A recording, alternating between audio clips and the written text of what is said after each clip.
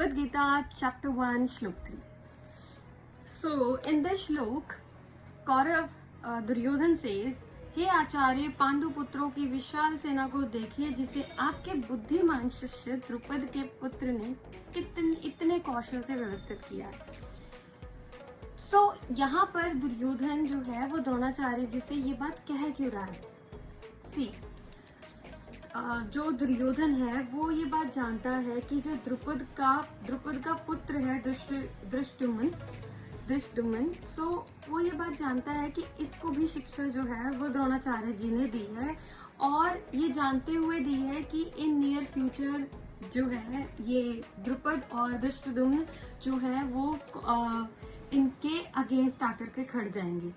चलो, शिक्षा दी तो दी, लेकिन अब यहाँ पे वो एक तरह से उनकी गलती निकाल रहा है कि देखो, आपने शिक्षा दी थी और अब वो समय आ गया है और अब ये आपके अगेंस्ट लड़ेगा, तो आप भी प्रिपेयर्ड, एकदम प्रिपेयर्ड रहकर इस युद्ध में आपको मुझे जिताना है। और दूसरी तरफ वो एक और बात हाईलाइट कर रहा है यहाँ पे पांडु पुत्रों को लेकर के कि जो आपका प्रिय शिष्य है अर्जुन, बहुत ज्यादा द्रोणाचार्य के जो एक फेवरेट स्टूडेंट्स होते हैं उनमें से एक था Arjun.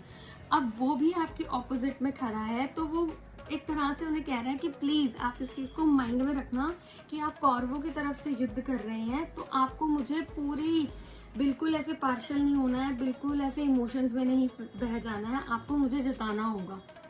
So yes, this was it in the श्लोक 3, and in the next episode we will go for Shlok 4. Shri Radhe.